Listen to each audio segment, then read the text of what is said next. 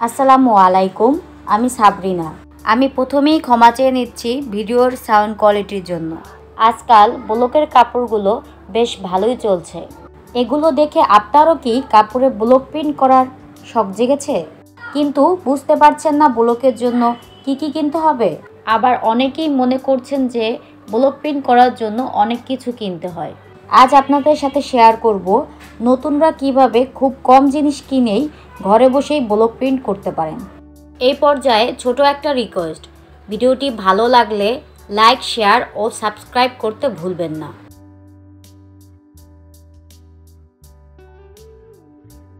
এটা হলো ready অ্যাক্রামিন colour.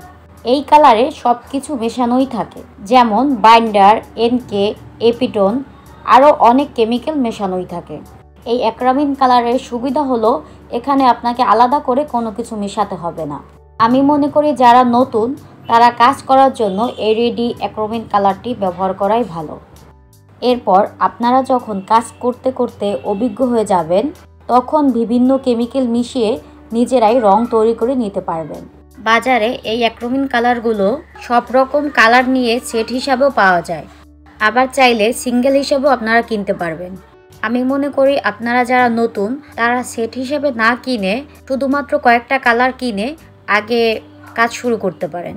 আর এগুলো আপনারা বিভিন্ন লেস বা সুই সুতার দোকানগুলোতে কিনতে পাবেন। যারা গ্রামে থাকেন কিংবা পাচ্ছেন না, তারা চাইলে বিভিন্ন অনলাইন পেজে এগুলো বিক্রি করে থাকে, সেখান থেকেও নিতে পারেন।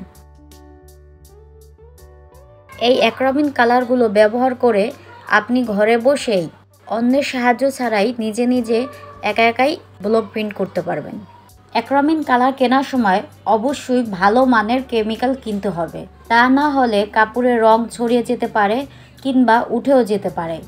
এই কালারগুলো ব্যবহার করলে অনেক সময় একটু অসুবিধার সম্মুখীন হতে হয়।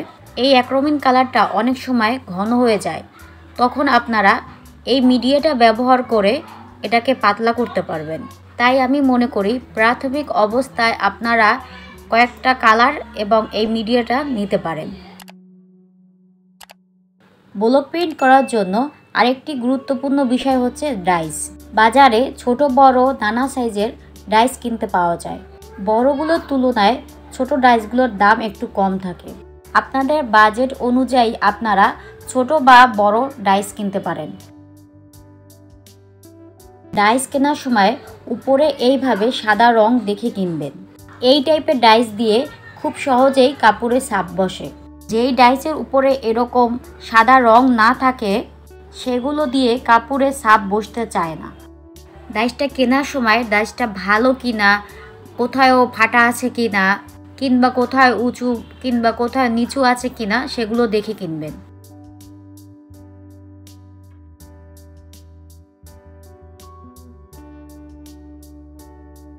এখন যেই উপকরণ নিয়ে কথা বলবো সেটা হচ্ছে তুলি। কাপড়ে ব্লক করার জন্য তুলির বেশি দরকার হয় না। অনেক সময় কাপড়ের ডাইসের ছাপ বসতে চায় না, তখন তুলি দিয়ে সেগুলো পূরণ করে নিতে হয়। এটা একটা তুলির সেট। এখানে 11টা তুলি থাকে। প্রত্যেকটা তুলি দিয়ে আলাদা আলাদা শেপ দেওয়া যায়। নতুনদের জন্য এতগুলো তুলির দরকার নাই। এটা হচ্ছে 0 সাইজের একটা তুলি। এই তুলিটা আমার খুব পছন্দের। আর এই তুলিটা হচ্ছে 3 নম্বর, আর এটা হচ্ছে 4 নম্বর। আপনারা প্রাথমিক অবস্থায় 0, 3, 4 এই 3টা তুলি ব্যবহার করতে পারেন। আর লাগবে এক টুকরো ফোম। ফোমের উপরে রং রেখে তার উপরে ডাইস দিয়ে ছাপ দিতে হয়, তাই ফোমটা খুবই দরকারি। মাত্র 20 থেকে 30 টাকায় আপনারা বড় একটা ফোম পাবেন, যেটা দীর্ঘদিন যাবৎ ব্যবহার করতে পারবেন। এটা হলো রং রাখার বাটি। অনেক সময় দেখা যায় কোনো একটা কালারের খুব দরকার, কিন্তু আপনার কাছে সেই কালারটি নেই। তখন একটা রঙের সাথে আর একটা রং মিশিয়ে আপনার কাঙ্ক্ষিত কালারটি তৈরি করতে পারবেন। তখন এই বাটিটির প্রয়োজন হয়। আর ব্লক করার ক্ষেত্রে যেটা না হলেই নয় সেটা হলো কাপড়। আপনারা আপনাদের পছন্দ অনুযায়ী কাপড়ে ব্লক প্রিন্ট করতে পারেন। তবে ব্লক প্রিন্ট করতে গেলে অবশ্যই আপনাকে লক্ষ্য রাখতে হবে ডিপ কালারের কাপড়গুলোতে আপনাকে লাইট কালারের ব্লক প্রিন্ট করতে হবে, আর লাইট কালারের কাপড়ের উপরে আপনাকে ডিপ কালার ব্যবহার করতে হবে। আজ এখানেই শেষ করছি। ভিডিওতে কোনো ভুল ত্রুটি হলে ক্ষমার দৃষ্টিতে দেখবেন। ভিডিও সম্পর্কিত কোনো প্রশ্ন থাকলে কমেন্ট করে অবশ্যই আমাকে জানাবেন, উত্তর দেওয়ার চেষ্টা করব ইনশাআল্লাহ। আসসালামু আলাইকুম।